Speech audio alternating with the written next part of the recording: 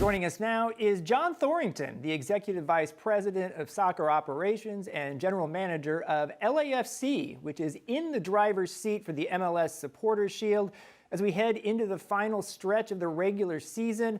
John, thanks for joining us. Happy to be here. John, let's start with Carlos Vela. He has had an MVP-worthy season for LAFC. His 28 goals are 3 away from Joseph Martinez's year-old MLS single-season record. Vela also has 15 assists. I want to take you back in time when you first signed Vela for LAFC. What do you remember from that process that sticks out to you now?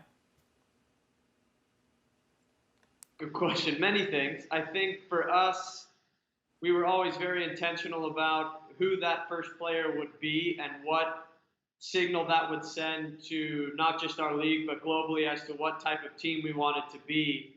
And as we looked through the worldwide at the various players that we were considering as that first signature DP, Carlos floated to the top of that list. And I think if I were to pick out one critical aspect of that process, the identification process is obvious. You look and see his success at Sociedad, and that part's clear. I think for me, it was, we always were asking ourselves why. Why would a player who has European options come to LAFC, come to MLS, etc.? And I think for us, the answer to that is Carlos recognized that we were at least at that point going to try to do something very different and ambitious. And I think he saw a unique opportunity where he could really have this tremendous impact, which we are now seeing, which perhaps had he gone to one of his amazing options that he had in Europe, Carlos, in my opinion, would make a difference in any team in the world. But for us to be this cornerstone piece of a club from ground zero and help us set the trajectory, not just year one, but now year two and into, next year Champions League, etc. I think he saw what we offered as this perfect marriage of this stage of what we wanted to do as a club, and then providing the player with a stage at the right moment of his career. And I think we are that is now bearing fruit in the season, as you mentioned, that he's having has just been sensational. John, sticking with Carlos Vela, a key component for many of us of the pitch is the relationship that he has with LAFC's Mexican and Mexican-American audience. I would also love to know how much you guys value this and the effort you guys put in order to make sure that this relationship between Vela, the Mexican audience, and the Latino audience in LA really represents LAFC and vice versa.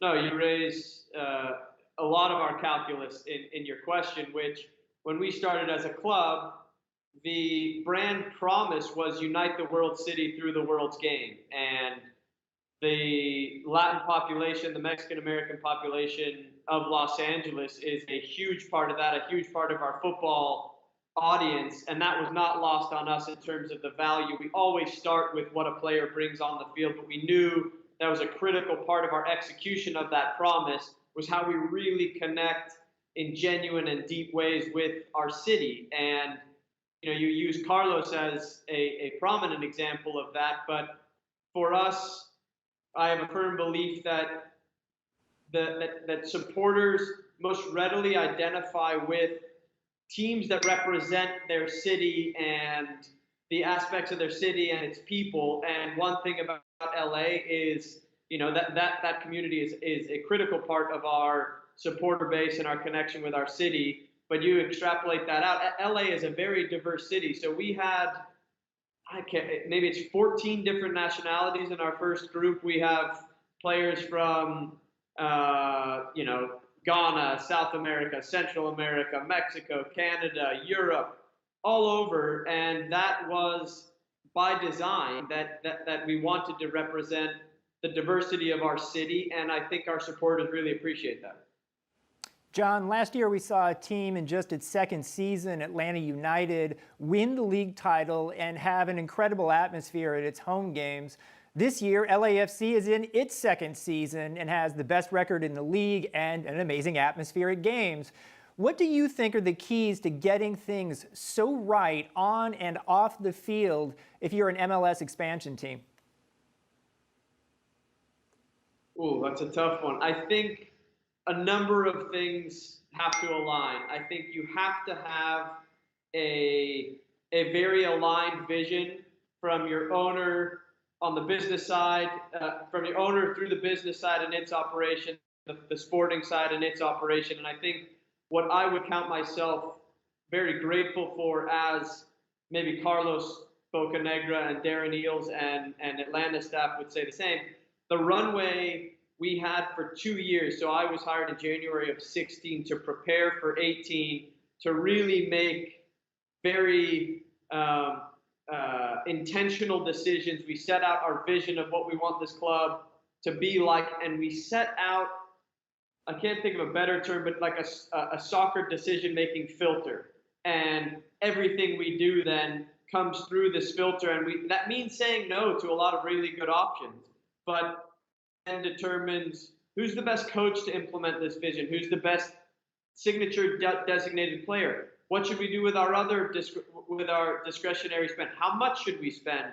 What do we need to do to capture our city's audience, and do this really deep study and analysis to then chart a very deliberate and convicted course. And I think that, and I'm not going to take credit for that, I would say that's the wisdom of our incredible ownership group, and thus far it's just been executing upon that plan. And I think Atlanta did a fantastic job of that last year, and I hope you are talking to a GM next year saying, last year LAFC in its second season of existence also won an MLS Cup. So that's certainly our ambition, and a lot of things need to align. But this process started 3.5 years ago.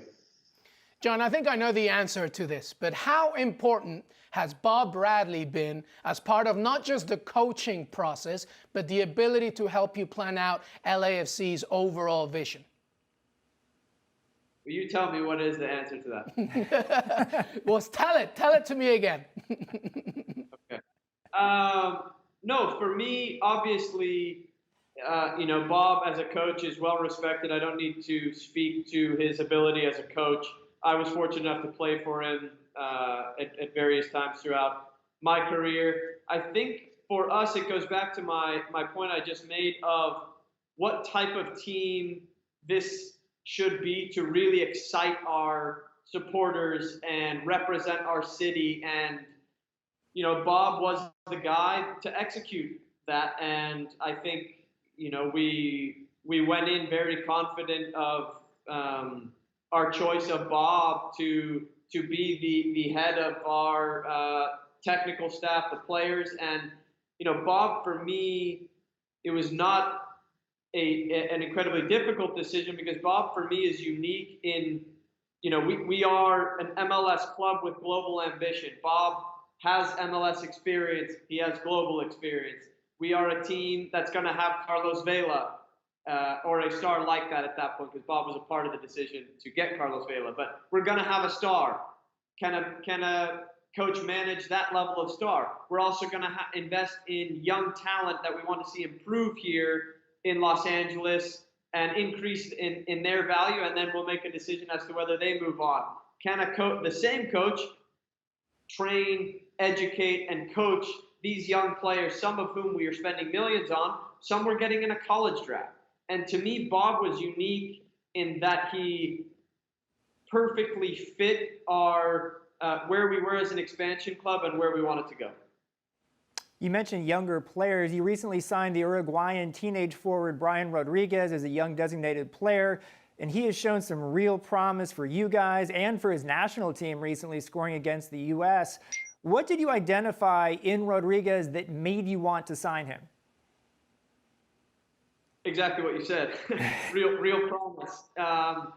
No, Brian, for us, we have a phenomenal scout down in Montevideo, Victor de los Santos, who did a great job identifying and helping us recruit Diego. So this is becoming I wouldn't call it a well-worn path, but it's something we have gone down before to some success. So we identified Brian quite some time ago. He was relatively less experienced than Diego when we signed him.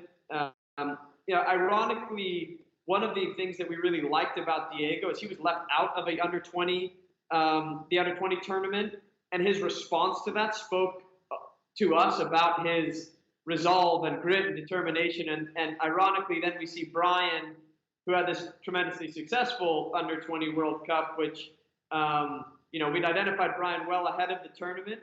But my fear, or I shouldn't call it a fear, but the urgency of signing Brian when we did, in part, was exactly what we've seen now. He's now made a senior national team debut. People are seeing more and more of his promise. So we thought this is a player that's on the rise. We think his individual ability, his ability to attack outside, inside, go both directions, a threat to goal, he's got an electricity about the way he plays that fits very well with with our style of play here. So we were quick to move in this last window, and I have to thank the conviction of our scouting department and technical staff, and the commitment of our owners once we were able to move to make the resources available to sign Brian. And we think, as you identified, his promise and his ceiling is very high, and we're really looking forward to seeing his impact, not just the rest of this season, but certainly in the years to come. Well, John Thorrington, it's been a lot of fun watching your LAFC team this season. Good luck the rest of the way, and thanks for joining us. Thank you, guys. Pleasure to be with you.